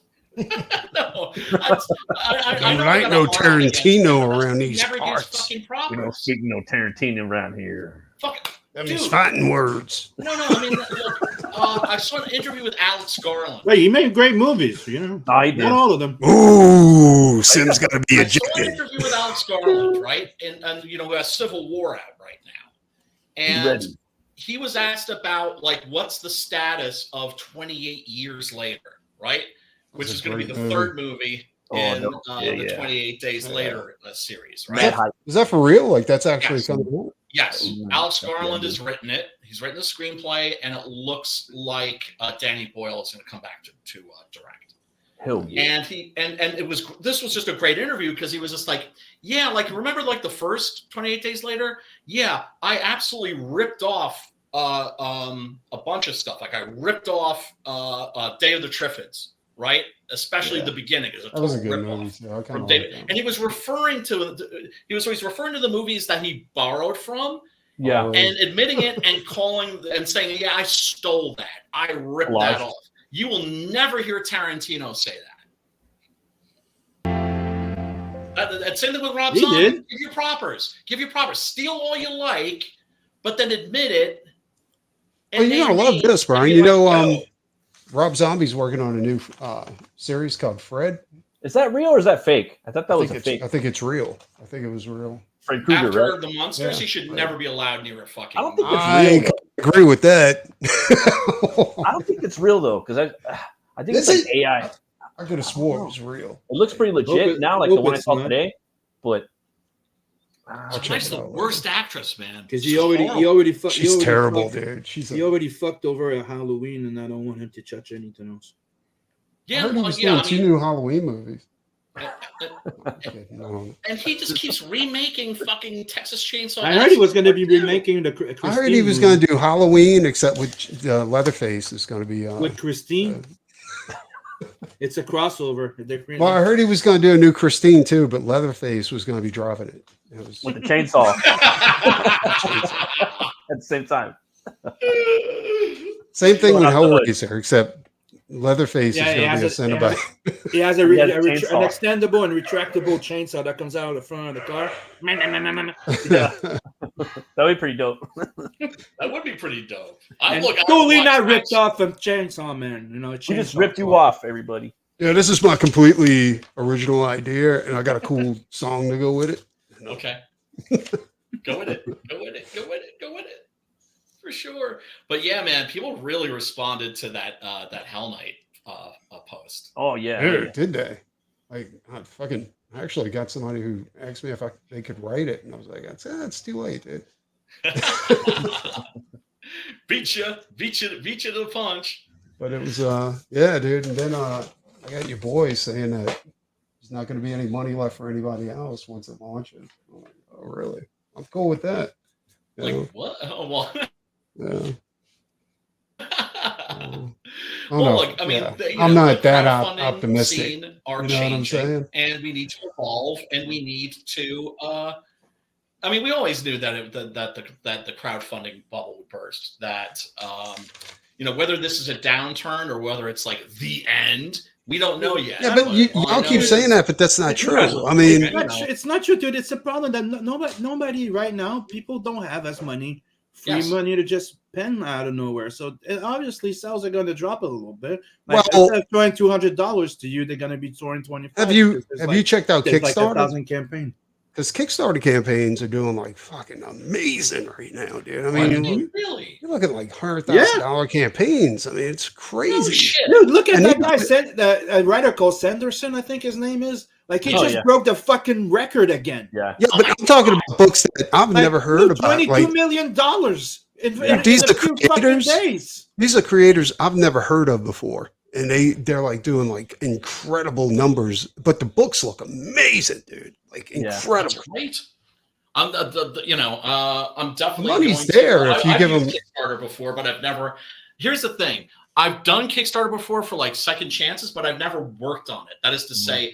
A Kickstarter page is very different from an Indiegogo page. But you have here's to have the a deal. video. You have to have a video that features yourself. You have to talk. That's actually not a problem, but I'm telling you, dude, if you give somebody something worth buying, they're going to buy it. Yes. I'm saying, I mean, that's for sure. That's why ultimately the most important thing is make sure you have a good product. Yeah, exactly. So, I mean, as far as like money not being there, yeah, if you're doing a shitty product, money's not going to be there. So, right. Yeah. One, visibility is key for every fucking thing. But dude, people don't. There's so many campaigns now that it's not funny. So instead of giving like 100 or 200 on one, you're gonna split it up in multiple to back multiple people. I know that's been happening with me. So I was going like, oh, I'm gonna buy like this, that, or I'm chipping in with fucking Coleman sometimes. Like he's in my area. So I will say this, and we split.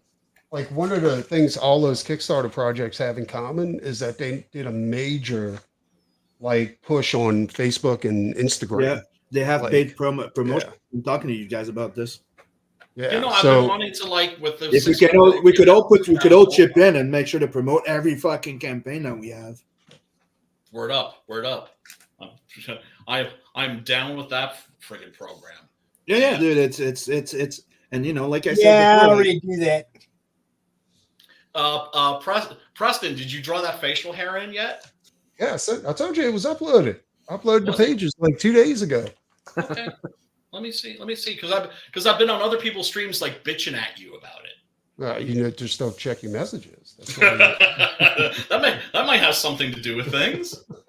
Let's see. Yeah, that shit happens. It's weird.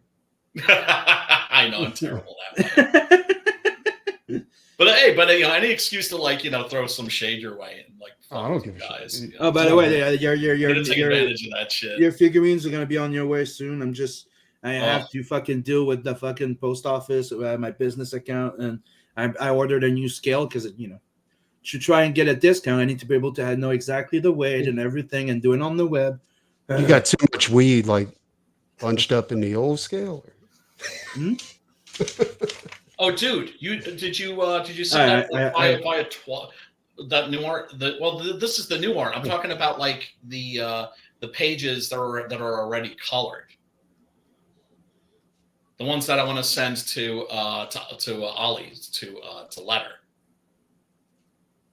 I don't know. We could always do that later, right? Like he could letter that shit, and then you could go in and depending if there's supposedly color lettering that you want in there that fits the thing, but yeah, you can pretty much have the base done in black and white. Yeah. All right. You just switch if he sends you the PDF, you know what I mean? Yeah. Not the PDF. I mean like the BSD or whatever he fucking uses. TIFF or whatever. Yeah, but or layer TIFF. Because if he has a TIFF and the lettering is already merged in it, you can't just switch it. Yeah, it's got to be layered, but TIFFs are way better than JPEGs or yeah. Because TIFF, you can save like for PS, especially for Photoshop, you can save them with layers in it. So let's say you have like he leaves like just the lettering with a transparency, and then you have the art, and you save it as a TIFF with layers. You reopen it in Photoshop, and you can just replace the image. Okay, awesome. All right, I'm gonna do that. Because one of the reasons that the previous campaign I think only made about like $9,000 was there was no new art on there, and this time I'm gonna be able to launch with a fuck ton of new art. Yeah, you kind of need new art. Yeah, no, I'm surprised I even made $9K with no new art. So that's pretty good, dude. That says a lot about the product. It's very good. Well, I'm a year and a half late, unfortunately. Oh, dude, yeah. But telling you me, I'm fucking stoked that the book's going to print by the end of the month, dude. Oh, dude, I was going through the lettering, like Dave goes over the special effects of Murder Doll, right? Yeah. Remember Murder Doll? And there's a mistake. There's a mistake in there that me, you, or nobody else ever fucking picked on, right? And there's remember, I'm going to try not to do any spoiler, but just so you click. Remember when she wakes up? Yes. And somebody goes, she's like a fucking blender or something. Remember? There's a scene there where she had the pigtails. All along, she has her fucking loose hair with the fucking tendrils waving. But one panel, she had the fucking pigtails. I'm like, continuity. I've done that before. I went, fuck. I went in, fixed it, sent it to fucking Beacon. I go, dude, everything's fixed. All you have to do is do the rendering on the hair. It's done. I forget to draw horns on my character's back all the time. Yeah, but but something like that, like forgetting a patch or something, like it's not the end of the world. I could have maybe go like, the dude, she goes from like for one panel, she has her pigtails and then none. You're like, the one thing that people have noticed, it's the only thing that people have pointed out that's like fucked up in Six Gun Gorillas in the first issue, the cards aren't right.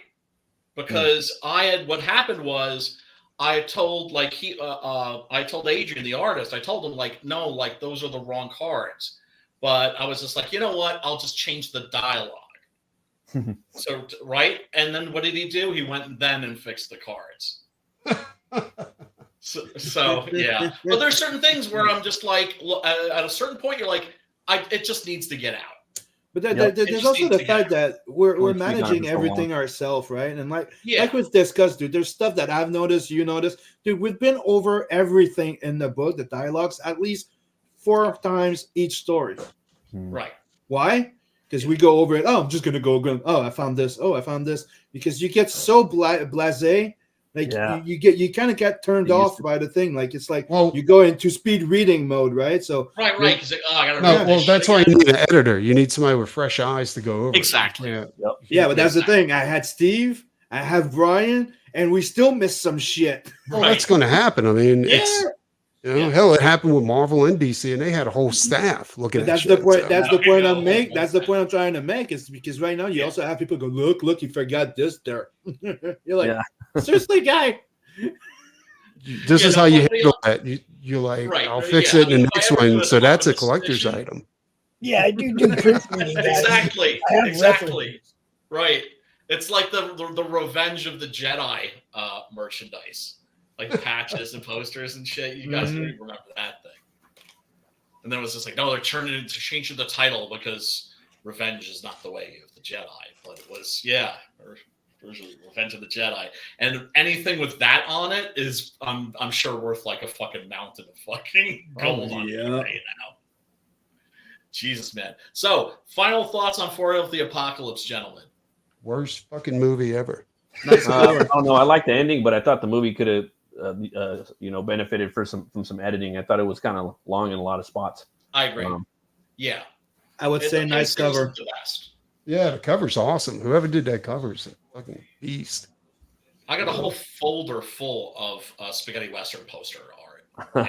What if it was a comic artist that did that? Like, I thought the movie was hilarious. Everybody should watch it. It's great for the whole family. It's a rough. Here's the thing. It's a rough watch. Puts Disney to shame. Yeah, it's supposed to be. It's supposed to take you to like a certain part of hell, you know. But you gotta be in the right mood. West. Yeah, you gotta be in the right mood. It took me a few days to watch it. I had to keep going back, but I did like the ending, and it was definitely worth the watch. I will say this: like, if you're on antidepressants, probably not the best movie for you. Yeah. I had to, because I always try to even if I know a movie pretty well, for these streams, I always try to watch the movie the night before.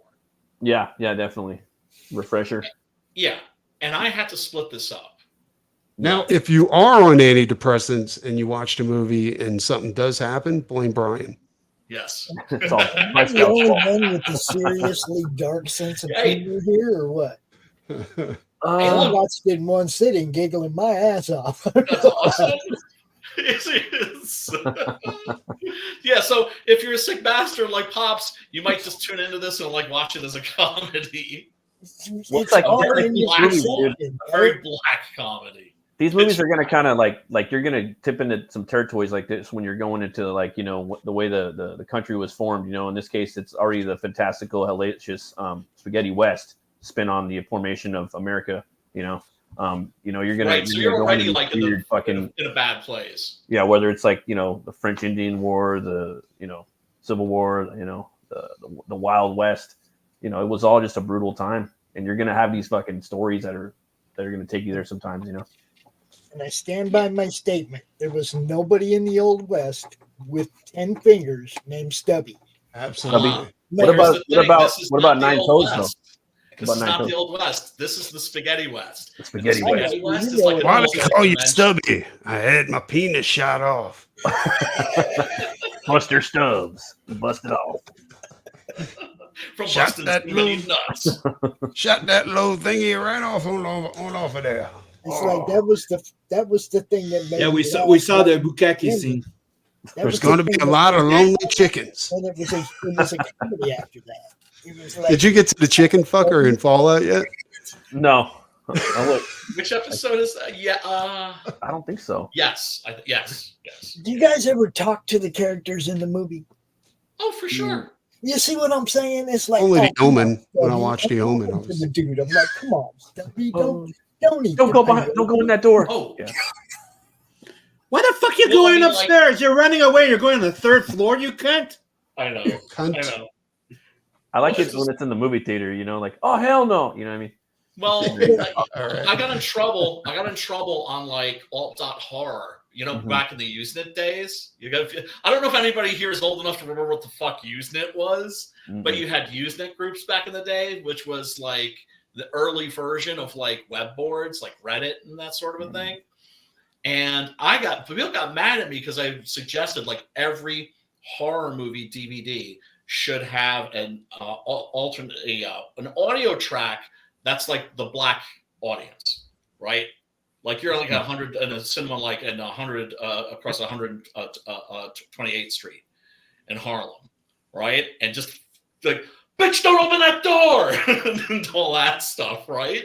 And they were that's racist. And I was I've heard at least 5 black comedians do bits on that. Mm-hmm. What are you talking about? That bitch gonna die. Don't go up there. Bitch gonna die? Yeah. Look, for me, see, you did. I'm not black, and I did that. I'm just saying. Yes, but that would be the fact that was at one time a black thing is just a fucking fact. The thing that killed me is right from the beginning, the dude's name had me laughing. So then it was it was a comedy after. Right from the beginning, you're right. I was is he missing fingers? That's exactly what I thought. I was why Stubby? I was really on a gambler? I was that doesn't make any fucking sense. And the white body killers. It may be like, you know, how they call a short guy stretch, or they might call like a. Are you saying his fingers are too long? Shorty, is that why they call him? That doesn't make any sense either. It's what they call somebody that plays guitar with short fingers. Remember? Right. Like Slim Pickens, who was like fucking. Or a pianist that has short fingers. They call them stumpies. Really? I did not know that. It was just funny. It just set the tone for the viewing. When you're saying stumpy fingers, it means that they're short or they're thick and short. Right. Because that's so you know it would be an impediment for a gunslinger, unless you got. Yeah, but he's not a gunslinger. That's the whole thing. He's a gambler. Card player. Right. Long, nimble fingers are necessary for fucking. Yeah. We're not talking about Doc Holliday. He doesn't touch a gun, you know.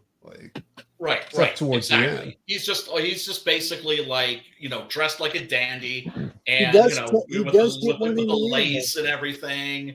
You know. Yeah, but he doesn't use it like a gunslinger. Like he sneaks up on the motherfuckers and ambushes them. You know, and he's holding the gun with two hands too. He's like. Yeah. He's not a gunslinger at all. He's not looking for any drama. He's just looking to fucking deprive motherfuckers of their bread. Right? Fingers. Like there's that scene in the beginning where Donald O'Brien is going through his bag, and it's like the prissiest fucking shit, right? Yeah. It's like the prissiest fucking shit. You drink my toilet water. Yeah. Michael J. Pollard drinks his fucking his perfume, his cologne. You know, and I don't understand why we need 2 words for perfume, right? It's just like, dudes.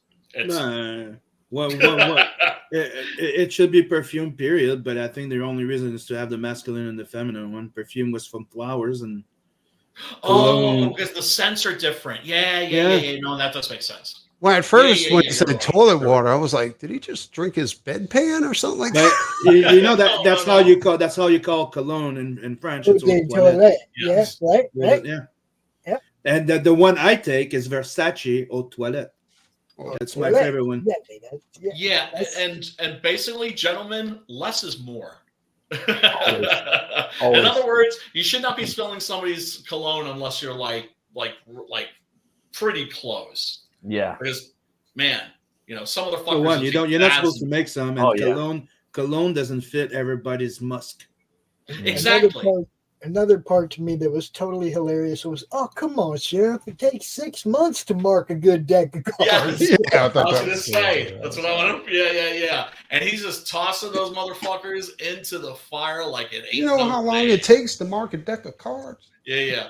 You see him go from that to, oh, shit. Oh, damn. Yeah, just burning this shit.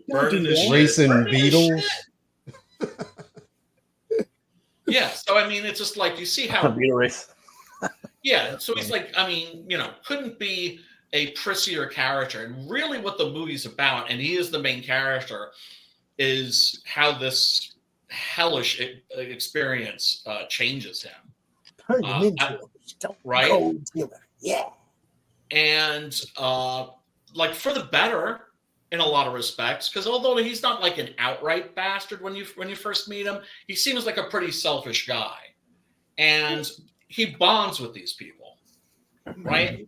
He, you know, they're connected, but they're connected through. They have an emotional connection because they're all going through the same fucking biblically hellish experience. Yeah, so this is like a movie I would call harrowing. It's a rough watch, people. A rough watch, for sure. Preston, what did you think of this? I told you what I think. I think it was terrible.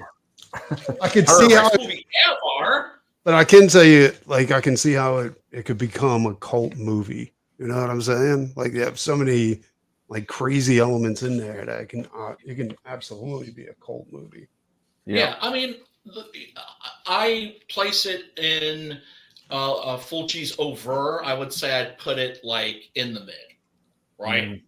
You know, at the top, of course, you've got Zombie, you've got The Beyond, you've got House by the Cemetery. At the bottom, you've got Murder Rock. Some of the movies he was making towards the end of his career, Demonia. The movies, I mean, went off the deep end a little bit. He basically plunged harder and faster in terms of his quality than Argento did. Oh. And if he'd been around, he probably would have still putting shit out. But he was diabetic and evidently forgot to take his insulin. And some people think it was like he forgot on purpose. But it's not clear. But I remember I was oh God, Hart would know this fucking guy. There's a guy named Conry Unknown. I guarantee you fucking Hart knows this dude. He was like working with a convention to be like Fulci's guy, right? Because people come off the plane, you want somebody that knows their way around and shit, that's taking care of the hotel for you, and just basically takes care of you, drives you around, watches out for you, right? Get your hookers and some blow. You have a person that's a fan. But so where can I get your coke? There was a snowstorm that year. I lived in Manhattan at the time, right? And I'm talking like literally. I mean, you open the door and it's just like you had to dig your way out. I'd never seen anything like it before in my life. And while this storm was going on, he had to like find insulin needles. Damn. For Fulci. He'd run out of needles, and so he like goes through this storm and finds a drugstore, and it's closed like everything else because it's a fucking snowstorm. Starts banging on the fucking door, and a guy shows up, and he's just like, dude, can I talk to you? Right? And so he goes around the side, opens the side door. It's like, yeah, what can I do for you? And he's like, dude, I know that this is going to sound really, really sus, but I need insulin needles. It's not for slamming heroin. It's because I'm taking care of this horror director. And the guy's like, really? Who? And he's like, you wouldn't know him, Lucio Fulci. And the guy's just like, Fulci? Hold on a second. Closes the door, comes back, has a big fucking stack of fucking needles, puts them in his hand and says, I love that dude. Tell Lucio I said yo. That's awesome. So he had his fans. He always had a fan. It's always hard for me to get needles. Like my pharmacist keeps giving me the wrong size. What do you need to stick yourself with, bro? Testosterone. Got to take testosterone. Oh, I thought you took that orally. No. Is that a pain in the ass? I mean, there's 3 ways to take it. Or anything? Like 1, you could take the shot. All right. 2, you can go in once a month and get your butt sliced open. They put a pellet in there. And then they sew you up, and it's a minor surgery once a month. And then there's another one where you take a cream and you put it on you, but it's transferable to everybody around you. Wow. And pregnant women, it'll kill a baby. So. Oh my God. And your girlfriend might end up growing a mustache. And why the hell do you take testosterone? Because my testosterone levels are low. But once you start on testosterone, you can't stop. It's like taking estrogen if you're like a menopausal woman. Basically. Okay. Yeah. All I know is guys, I got to get going. Oh, sorry, Brian. Oh, no. I was going to say. You doing a show tonight?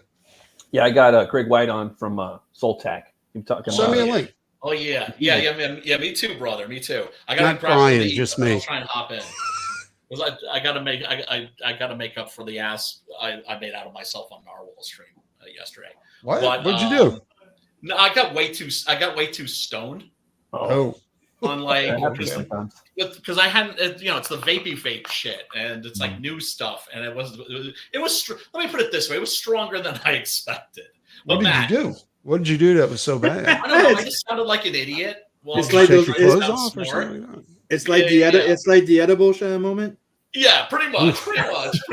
Yeah. Those edibles are something, nothing to mess with, dude. Like, oh God, watch out for them shits. But yeah, Matt, tell people where they should be going.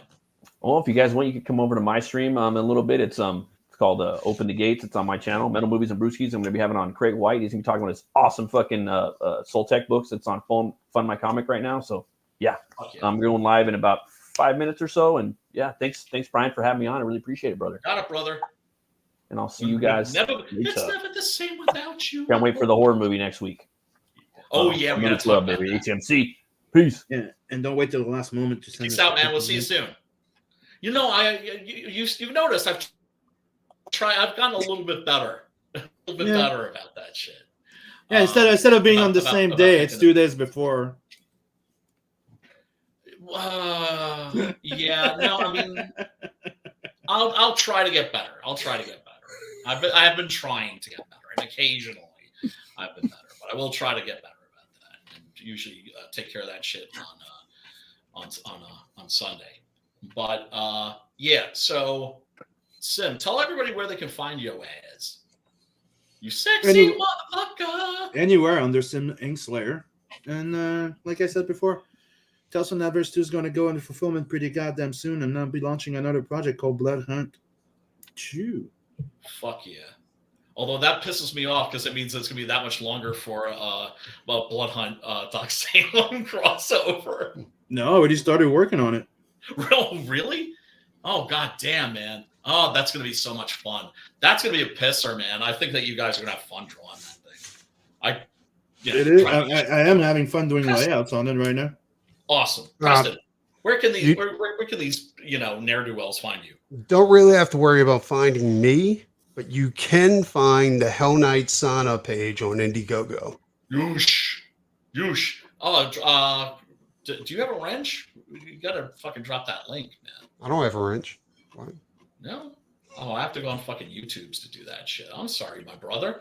Pops, tell these people what's up.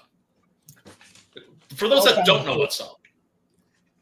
Everything. We got the Slaughterville Gaming in the morning tomorrow, Flip City tomorrow night. It just, it's all action. Looked like you had fun at that convention, man. Nana actually was still looking pretty fucking cute. Ooh. No, she's a sweetheart. I'm embarrassed. I watched that short. I'm embarrassed. My hair was all going all over the place and shit. I'm like, Brad, why didn't you tell me to fucking run a brush through my hair, dude? What the fuck? Right? So yesterday is like I cut off like 5 inches of like fucking so it don't fly all over the place anymore. Can I tell you? That's what prompted you to trim yes. your hair. Yes. And I look just so it looked kind of red. That's all right. Ladies like that sometimes. You don't realize until you see yourself in, especially outside in the wind. When I was talking to Mark Hodges, the guy who runs Grand Rapids Comic Con, outside in the wind, my hair was just, even with my big hat on and everything, my hair was still just, and I was like, man, dude, you're not kidding. Like I was in a fucking big writing room with a whole bunch of chick, right? And it was hot, so I'm like, I don't do my hair, right? I'm like, I just go like this and. Yeah. And dude, all I see is a bunch of women going, huh?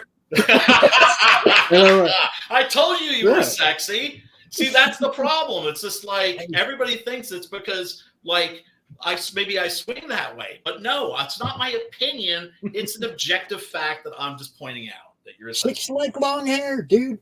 They do. They love to roll their fingers through it, braid it, and play with it. Yeah, dude. I had an Asian, white, like all type. They're just like, oh, hi. oh, yeah. Oh man. Everybody, you can catch me, of course, here every week with my friends. Smash that like button, smash that subscribe button, ring a ding ding dong bell for notifications. Hook your brother up with some subs. Anyway, next week is going to be the horror movie club, and I'm not sure which movie we're going to be watching. Maybe another Frankenstein movie, possibly, or did we do Jason X yet? Did we do Jason X yet? I don't know if that's available. I think it was, but it never stays all the time. I love Jason. Right. That is like one of the coolest movies. But that's the thing. I was telling Brian. I remember seeing it, and like when it came out, and going like, you know what I mean? Like comparing it to other Jason, right? But went back to see it, and I'm like, dude, that's not my favorite fucking one of my favorite fucking movies. It's fun. It's really, really fun. Funny it's thing like, is that hey, we're doing Alien, but instead of having like an alien, we're having Jason, and we're gonna have that cyborg chick trying to fight her in there. Oh, the virtual reality scene. That's the cyborg chick. The cyborg chick. The cyborg chick when she went and he knocked her head off. Yeah. Yeah, no, that's not, she turns around like the first time she beats him up a bit, then he comes back in cyborg mode, and then she goes in front of him, and then she turns around. I think you should run. It's for some look. Every horror movie franchise, it's a fact. Every horror movie franchise at some point goes to outer space. Leprechaun, Hellraiser. There's a bunch of others too, right? They all go to outer space. Out of the outer space horror sequels, Jason X is the king of them all. I know. I think Hellraiser in outer space was terrible. That was fucking terrible. It's I actually Bloodlines. I actually really like that one. It grew on me. It's Traitor. A mess. You know, they had a lot of production problems. Anyway, weren't we? See, now I'm getting all cotton. I'm getting cotton-mouthed. I need a little bit of a break. But yeah, everybody, we'll do like a raid on Matt's stream if you boys are down for that shit. Yeah. All right, everybody. Until next week, Pops, you gonna take us out? I got this. All right. Until next week, everybody. Peace and love and fucking metal, I think.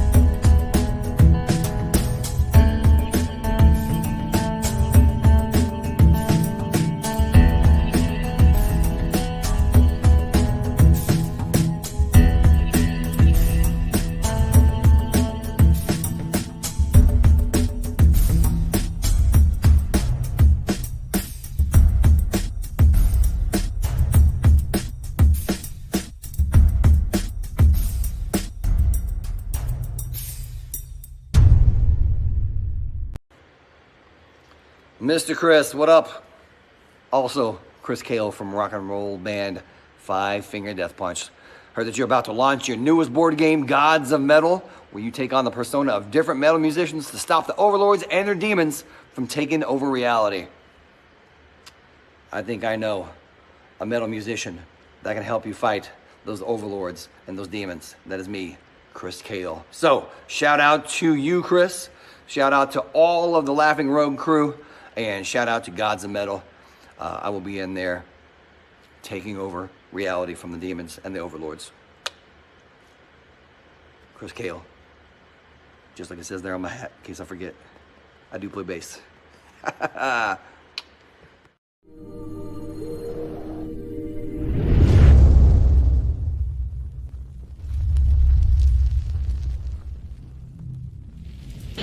An ancient darkness is breaking through into our reality.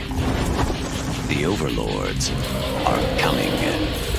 Their demons united, they'll stop at nothing to tear our world to shreds. And the only thing that can stop them is the power of metal. You have been chosen by the gods of metal to lead this crusade of finger-shredding fury. You must write the sick riffs, craft the awesome lyrics, find unholy rhythms, and set the heads banging. Show the overlords that their darkness is nothing compared to yours. Gods of Metal is a co-op deck-building game for 1 to 4 players. You and your bandmates must work to create the most powerful band in human history. Find mystical instruments of legend, outlandish costumes to improve your powers, and recruit mascots to help you battle the overlords. Find the power of pure decibels and use them to destroy your enemies by crafting songs that will literally blow their minds. Form a band. Save the world. Gods of Metal. Now on Kickstarter.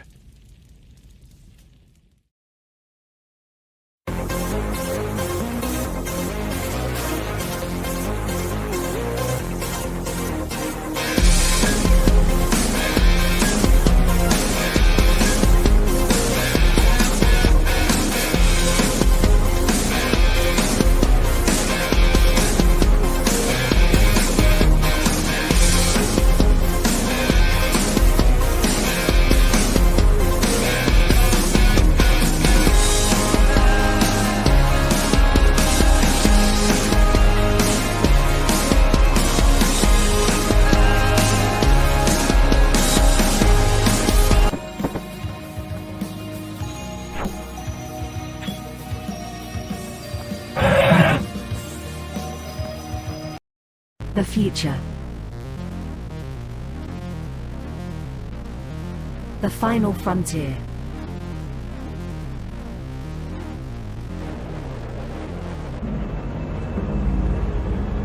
It has never been so uncertain as now.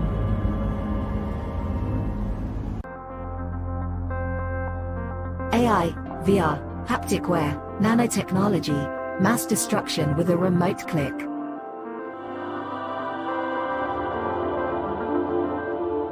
Now we are finally seeing the true potential and dangers of an ever-connected and overly policed hyper-technological world. Have we finally become the architect of our own demise?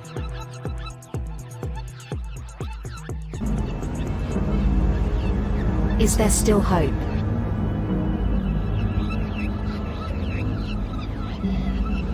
Welcome to the future.